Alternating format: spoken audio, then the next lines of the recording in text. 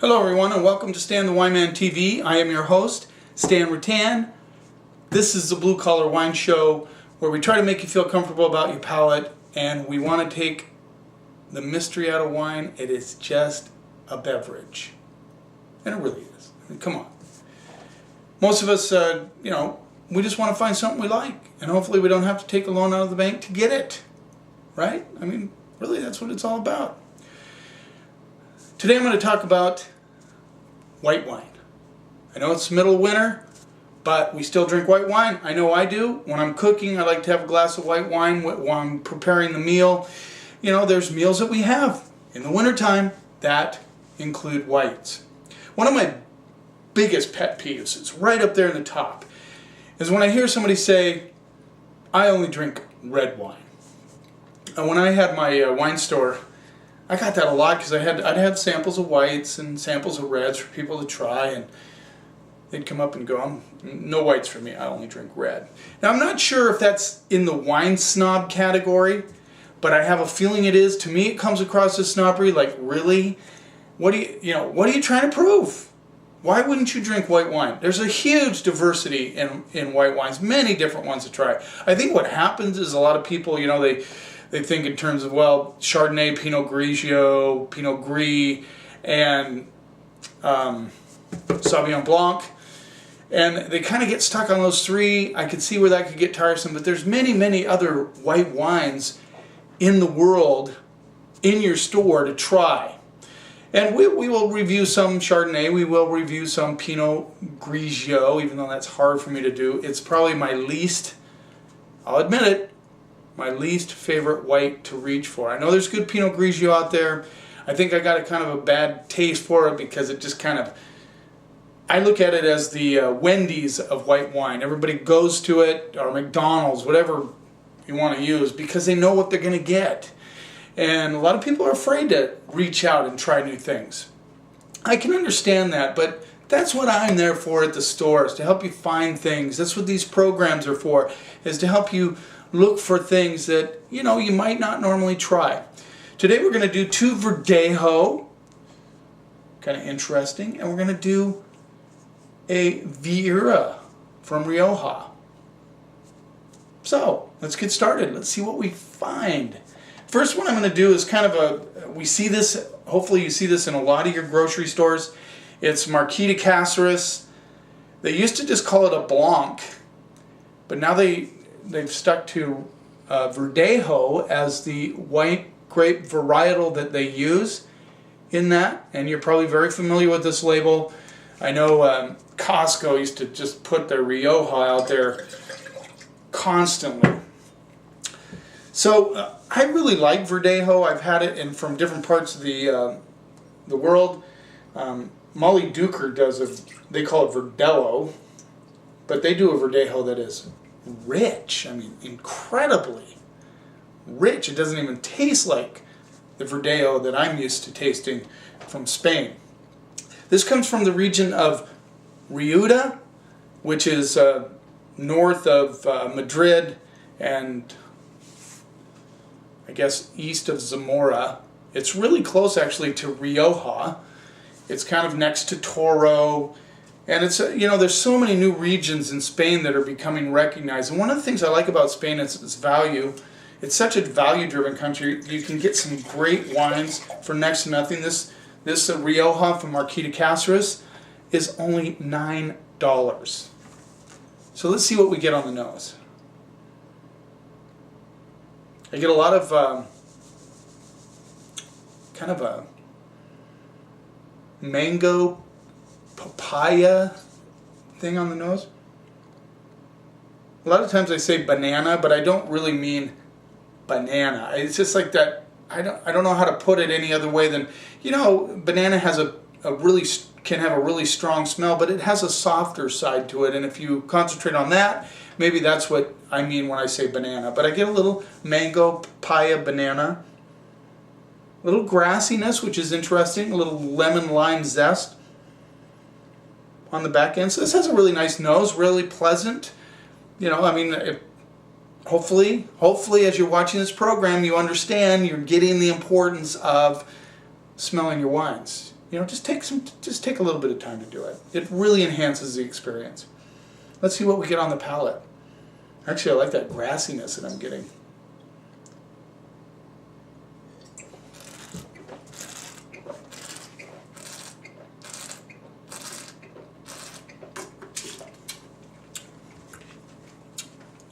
This is nice and dry. For those that you like a little drier style, the nose is really, this is one of those things where you smell the nose and you think you're going to get this like, almost like that Verdejo from Molly Duker, richer. But this has a nice crispness on the palate. I get a lot of grassy notes, like cut grass.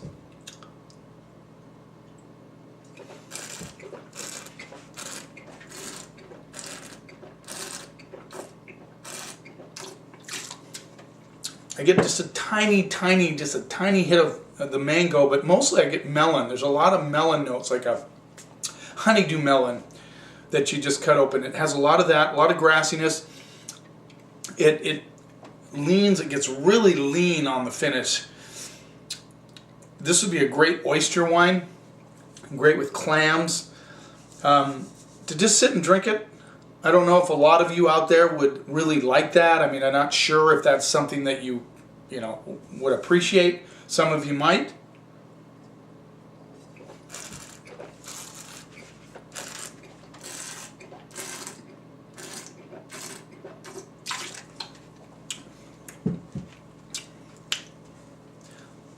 I like this wine. I like it has certain elements to it that are very interesting. A lot of like gravelly, grassy melon notes on the finish with a little bit of a, you know, like a tart, like a lime, the pulp of the lime, pithy part of the lime, I guess is how you'd put it. One wine dude, Joe Roberts, favorite word, pithy. He likes to use that a lot. But that's just kind of the pulp of the skin, you know, that it gets a little bit bitter on the backside. It's interesting wine.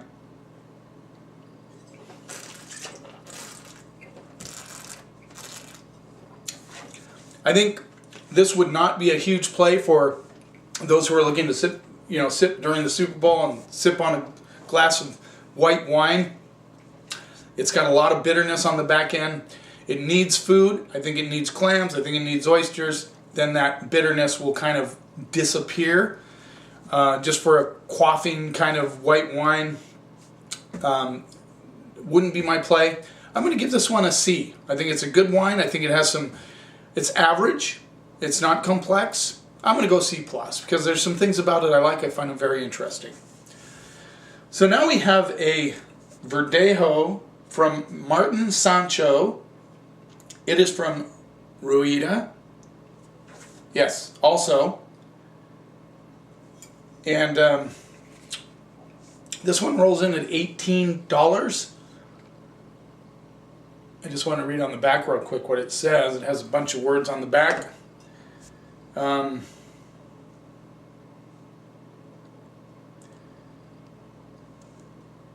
it doesn't really say too much, but entirely different price point of $18 versus a $9 Verdejo. And don't get me wrong, you know, C+ for $9, you know, that's a good play. Like I said, it needs food. I believe it does. In my personal opinion, I wouldn't just sit there and sip on this one. But let's see what we get with the Martinsancho at $18. And just to put that in perspective, a lot of you don't mind going out and popping $18 for a bottle of La Crema Chardonnay. So we don't want to get like all weird about different varietals charging that much money for their wines. You know, we'll see what we get on this one, but you know, in perspective, it's under $20. It's a value if it's a good wine. Very interesting aromas on the nose. You know, and really a lot different. I don't get the mango papaya. I almost get a little spice action. There's definitely a grassy character to this one. I get a little honey on the back end, which is interesting. This one smells deeper, richer. You know, it's like difference between sticking your nose in a, you know, I lost the analogy. Well, you know, when you put your nose in a bowl full of potpourri, you know, you get that big, powerful sense. Or you put your nose into a rich dessert, and, you know, maybe all the aromas don't come out immediately, but you realize that there's something rich about that. I get a tiny hit of peach, maybe a little peach pit action. Problem with not editing your videos is all the mistakes show up. I like that honey element, honey, melon, some white flowers. I get a hint of maybe some, almost like a coconut element going on there, like the coconut oil.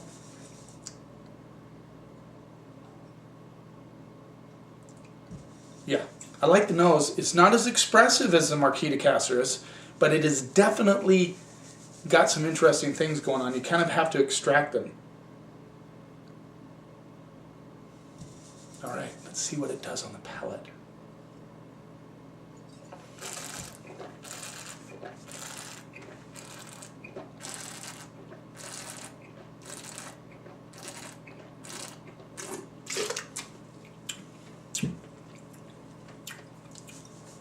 Definitely a richer feel on the mouth.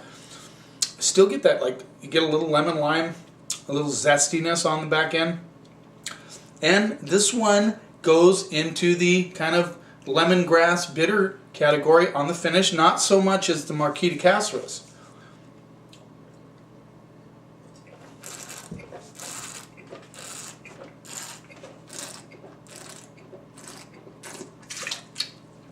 I get that honey, but no sweetness. This is a dry baby. This is a dry wine. Another wine that needs food. I get that kind of lemongrass bitter. There's a little bit of a pithiness to this one. A lot of, on the finish, a lot of like gravel, like rocky. You know, like you put some rocks in your mouth and sucked on them and spit them out. That hanging feeling. Squirt a little bit of lemon lime juice in there. Add a little bit of grass. You know, that's kind of the flavors you get with a little melon on the back end.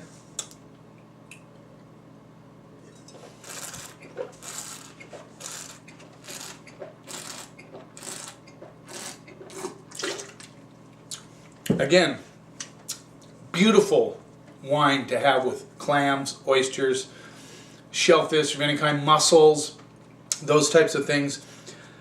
It'd be great with popcorn and gorgonzola cheese. Yeah, that would be a great play. Might do that episode. By the way, that's one of my secret foods for tasting wine is gorgonzola with a little, popcorn sprinkled with gorgonzola cheese. For some reason, it works with whites and reds and everything. This has a nice long finish to it. Not quite as bitter on the backside as the Marquis de Caceres. Still, it's not a wine that you just sit and sip unless you want some dryness, which you may. There are times when I really like to drink a dry white wine by itself. I would do it with either one of these if I was in that sort of mood. But definitely a food wine. And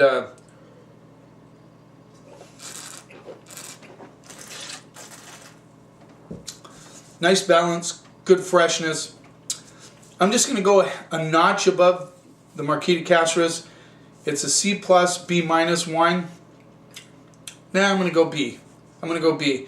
Because I think it has better balance. It's not quite as bitter as the Marquis de Caceres. It's got a lot of the elements. The nose is a little bit richer on it. B- on this one, for sure. It's $18. I know a lot of you might not want to go out and spend that much money on a wine. But it's very interesting. A lot of things going on with this wine. I like them both in different ways. But, you know, Marquis de Caceres is $9, baby. So, good value play. $18. If you feel like experiencing a Verdejo and what it can really do, go for the Montisancho. Now we're going to move on. This is from Cune, It's called Monopole. It is a white wine from Rioja, which is just above Rueda, a little further north. And Rioja has 3 distinct areas: Rioja Baja, Rioja Baja, Rioja Alta, Rioja Alavesa. So 3 kind of distinct areas that grow different wines. This is made from the Viura grape, also known as Macabeo, which is a grape that is used in cava, which you guys are probably familiar with. Cava is a really good value play in sparkling wine from Spain. And so this is made from Viura, and it's a white Rioja wine. So let's see what we get on the nose. Oh, this one rolls in, by the way, at $12. Ooh. Now this, my friends, for those of you who like Rieslings with that rubber boot petroleum thing going on, this has it on the nose. In fact, I am willing to say, let me smell it again. Wow. This would be kind of fun. You could put this in a lineup with some old school Rieslings. You might have trouble not telling it's a Riesling by the nose, which I find very interesting. So lots of rubber boot, that rubber beach ball, thing. Lots of it. In fact, that's the majority of what I'm getting. Maybe just I get a little dustiness, like dusty rocks. Not much else. I mean, there's a little hint of melon and maybe some peach, but not much. Very interesting, very challenged on the nose. Let's see what we get on the palate.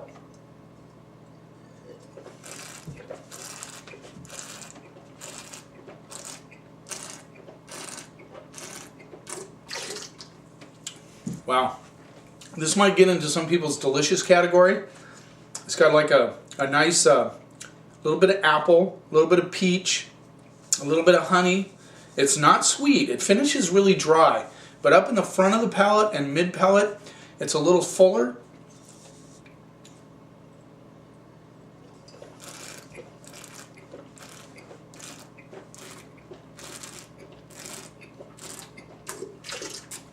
Yeah, it's almost like a sweetness up in the front. You know it's not a Riesling. That petroleum kind of hits you on the back end. I get a little like a peel, like the peel of a green apple on the backside. It dries up quite a bit on the back end, but up front, it's got a nice sweetness to it. I think there's a lot of people that might like this wine.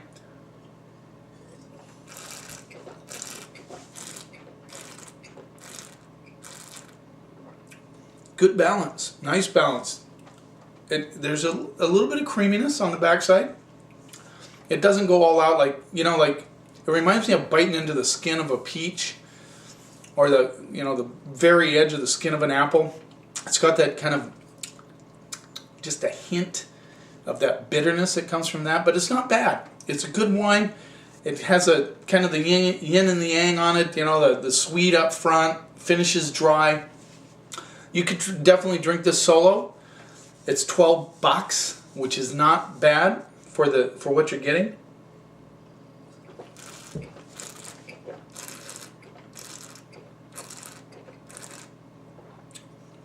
Nice balanced acid, is very fresh on the palate. That sweetness kind of introduces you, gets ready for, and it finishes dry. You get a lot of minerality on this wine. I get just a touch of that beach ball sort of element on the backside. Good bottle of wine. I like it.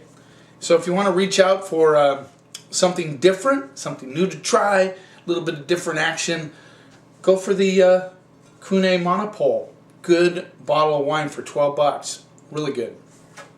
Thanks for watching. Please comment on these. The reason I asked you to comment is, first off, it's very fun to read your comments. I really enjoy them. I've had some input from certain people. I like to read them. It lets me know you're watching the videos. I know a lot of people come in the store and tell me they're watching. Just make a comment. Say, hey Stan, I really like that video, or hey Stan, could you do this, or hey Stan, could you do that? Because I need ideas on what to do with these episodes. But thanks for watching. Thanks for taking the time out to do it. Here's to keeping the snob out of wine.